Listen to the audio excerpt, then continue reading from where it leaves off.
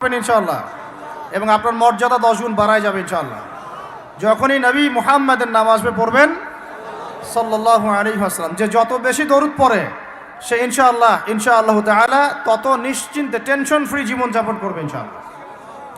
ওই দলিলগুলো ইনশাআল্লাহ আরেকদিন দিব, আজকে এটা আলোচনার টপিক নয়। এখন নবী সাল্লাল্লাহু আলাইহি ওয়াসাল্লাম বলেছেন, যে ব্যক্তি জুমার দিনে সূরা কাহফ তেলাওয়াত করে, কোন দিনে ভাই? তাহলে এক জুমা থেকে আরেক জুমা পর্যন্ত আপনার জীবন, আপনার এই সময়টা আল্লাহ রাব্বুল আলামিন নূর দিয়ে ভরে দিবেন। সুবহানাল্লাহ।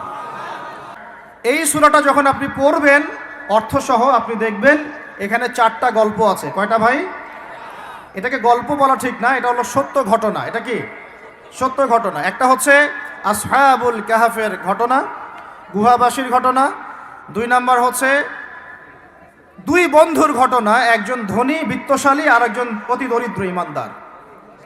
কখনো পড়েছিলেন কি? পড়া হয়েছিল?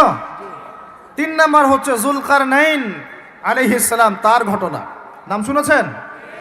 আর 4 নাম্বার হচ্ছে নবী মুসা আলাইহিস সালাম এবং খিদির আলাইহিস সালামের ঘটনা।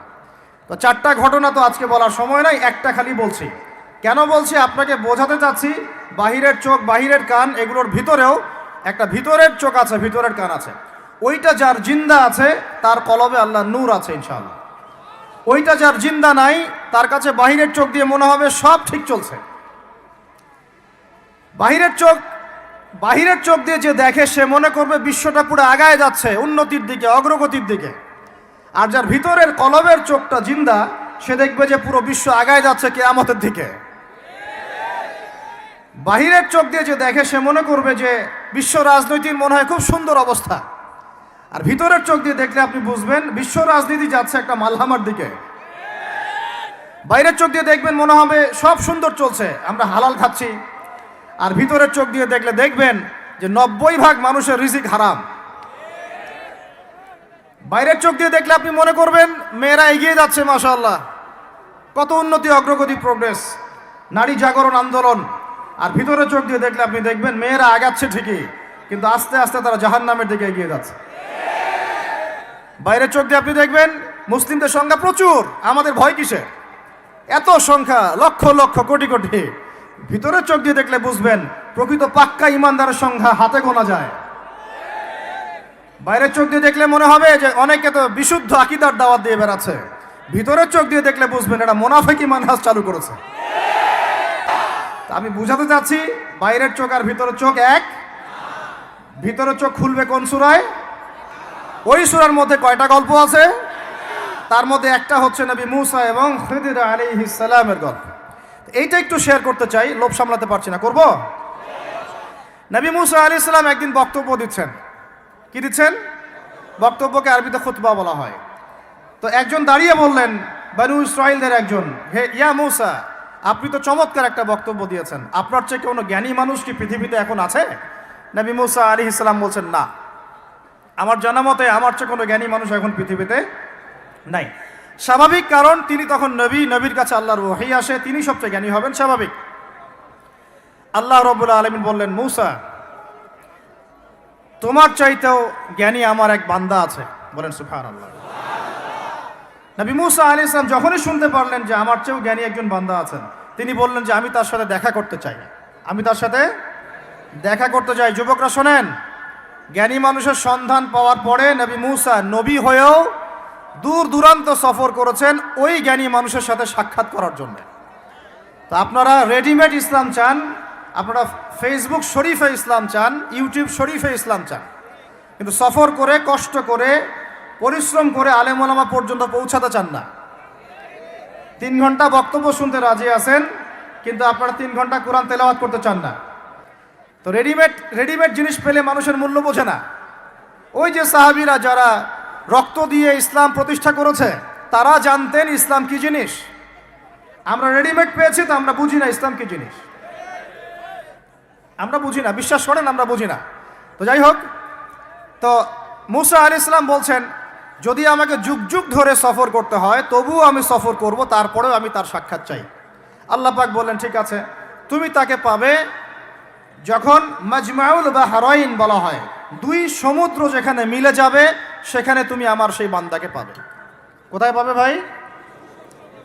দুই সমুদ্র যেখানে মিলে যাবে সেখানে পাবে। এখানে আপনি ভৌগোলিকভাবে ওর ব্যাখ্যা নিতে পারেন, আধ্যাত্মিকভাবেও নিতে পারেন। দুই সমুদ্র বলতে হয়তো বা ভৌগোলিকভাবে বোঝানো হতে পারে অথবা আধ্যাত্মিকত্বও বোঝানো হতে পারে, যে বস্তুবাদী জ্ঞান এবং মারেফতের জ্ঞান যেখানে মিলে যাবে সেখানে। আল্লাহু আলাম, আল্লাহ ভালো জানেন। তা নবী মুসা আলাইহিস সালাম তার একজন সঙ্গীকে নিলেন। সেই সঙ্গী একজন যুবক। তরুণরা ভালো করে শোনেন, তরুণদের ত্যাগেই ইসলাম দাঁড়িয়ে আছে আলহামদুলিল্লাহ। এই তরুণরা যদি এই স্মার্টফোন, এই পাবজি, এই ফ্রি ফায়ার, এই মেয়ের প্রতি আসক্তি, ফ্রি মিক্সিং, এই মাদক, এগুলো ছেড়ে দিতে পারে, দিয়ে নামাজি হয়, কোরআনওয়ালা হয়, ওলামায়ে কেরামের সাথে পরামর্শ করে চলে, উম্মার জামার মধ্যে থাকে, একটা ইমারার মধ্যে থাকে, ইনশাআল্লাহ আল্লাহর জমিনে আল্লাহর দিনের একামত কেউ ঠেকাতে পারবে না ইনশাআল্লাহ। দুঃখজনক হচ্ছে আপনারা সেখানে নাই, কিন্তু আপনারা আবেগে আছেন, আবেগ প্রদর্শন করছেন, বিবেক দিয়ে চিন্তা করছেন না, সমালোচনা বেশি করছেন, নিজে কোনো কাজ করছেন না, লেখালেখি করছেন, অনলাইনে বসে আছেন, সমালোচনা করছেন, শেয়ার দিচ্ছেন, লাইক দিচ্ছেন, কিন্তু আপনি আয়নার সামনে দাঁড়ায় চিন্তা করবেন, নিজেকে প্রশ্ন করবেন, এই উম্মার পিছনে আমার কি অবদান? এই উম্মাকে বিজয় করার পিছনে আমার অবদানটা কি? এই দেশকে উন্নতিতে নিয়ে যাওয়ার জন্য আমার অবদানটা কি? আমি আজ পর্যন্ত কি করেছি? দেখবেন জিরো, রেজাল্ট কি? জিরো। এই কাপুরুষ প্রজন্ম দিয়ে দিন কায়েম হবে না। মুখে কথা বলা অনেক সহজ, এরকম চেয়ারে বসে দুটো লেকচার দেওয়া কঠিন। মুখে বলা অনেক সহজ, একটা কনস্ট্রাকটিভ বই লেখা কঠিন। মুখে বলা অনেক সহজ, সাহসিকতার সাথে সমাজের নেমে জাহিলিয়াত দূর করা অনেক কঠিন। তো এই কঠিন কাজগুলো যখন আপনারা দায়িত্ব কাঁধে নেবেন, উম্মার বিজয় হয়ে যাবে ইনশাআল্লাহ। আল্লাহ পাক আমাদের কবুল করেন, আমিন। যুবক একজনকে সাথে নিয়ে নবী মুসা আলাইহিস সালাম হাঁটছেন। এই ব্যক্তির নামও বলে দেই, তার নাম হচ্ছে ইউশা বিন নুন। কি নাম? তিনি পরবর্তীতে নবী হয়েছিলেন। এখন নবী মুসা আলাইহিস সালাম হাঁটতে শুরু করলেন। চলতে চলতে চলতে তিনি ওই মাজমাউল বাহরাইনের কাছে পৌঁছে গেলেন। আল্লাহর পক্ষ থেকে নির্দেশ ছিল, তোমার থলির মধ্যে একটা মাছ নাও, যেই মাছটা যখন লাফ দিয়ে জীবিত হয়ে যাবে এবং সমুদ্রে লাফ দিয়ে ফেলবে, তখনই তুমি তার দেখা পাবে। একটা মৃত মাছ তিনি নিলেন, হাঁটা শুরু করলেন, যোজন যোজন দূর চলতেই থাকলেন, হাঁটতেই থাকলেন। এক পর্যায়ে একটা পাথরের হেলান দিয়ে রেস্ট নিচ্ছেন, বিশ্রাম করছেন। বিশ্রাম করতে গিয়ে তিনি তার সঙ্গীকে বলছেন, আচ্ছা, যে নাস্তা নিয়ে আসছিলাম সেটা নিয়ে আসো দেখি। তখন তিনি বলছেন, আমি তো আপনাকে বলতে ভুলে গিয়েছি, ওই মাছ তো জীবিত হয়ে চলে গেছে সমুদ্রের মধ্যে। তখন মুসা আলাইহিস সালাম বললেন, আরে আমাকে এতদিন বলোনি কেন, এতক্ষণ বলো নাই কেন? ওইটাই তো সেই জায়গা যেখানে আমি তাকে পাবো। তারা আবার ব্যাক করলেন, সেই জায়গায় দেখলেন পাথরের উপরে সেই আল্লাহর বান্দা বসে আছে। তার নাম খিদির আলাইহিস সালাম। খিদির শব্দের অর্থ শ্যামল। খিদির মানে শ্যামল। হাদিসে আসছে, তিনি যেখানে যেতেন মৃত জায়গার উপরে বসলে সেই জায়গা সবুজ হয়ে যেত। সুবহানাল্লাহ। তো খিদির মানে শ্যামল, সবুজ আলাইহিস সালাম। এখন তিনি পাথরের উপরে বসে আছেন। নবী মুসা আলাইহিস সালাম গিয়ে সালাম দিলেন, বললেন, আসসালামু আলাইকুম ওয়া রাহমাতুল্লাহ। তখন তিনি বলছেন, ওয়া আলাইকুম আসসালাম ওয়া রাহমাতুল্লাহি ওয়া বারাকাতুহু। তো মুসা আলাইহিস সালাম বলছেন, আমি মুসা।